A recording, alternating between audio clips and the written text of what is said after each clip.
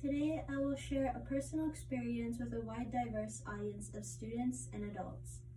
I considered their age, language, and cultural needs when preparing my speech. I relied on academic and social themes in addition to emotional themes when preparing my speech that may closely connect with the audience given their needs and overall background. Witnessing the process of a divorce and a family splitting into two was quite difficult, especially having to move as a result of that.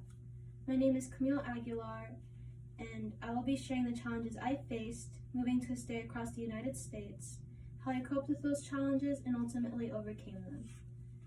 Despite moving to an unknown state across the country with only my mother, I found comfort in the books I read independently, as well as finding happiness in sharing that interest with others in our middle school book club.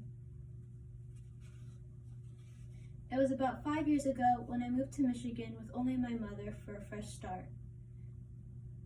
I missed my family that had to stay back in Texas, including my father and two older siblings who had to stay back for either their jobs or college classes.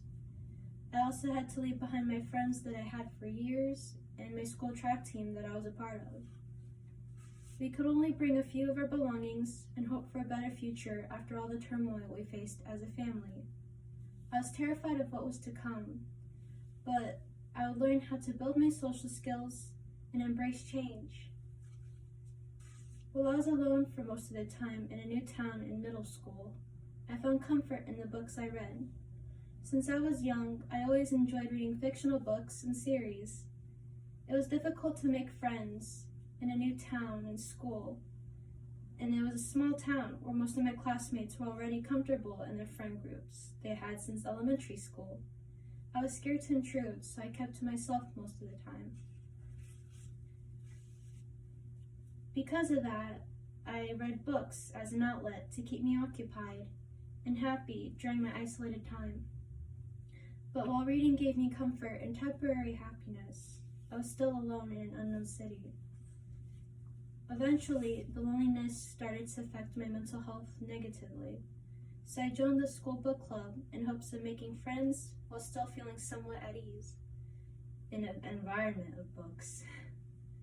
It helped that I was already familiar with a few people in the club since they were in my band class at the time, so I felt even more comfortable joining.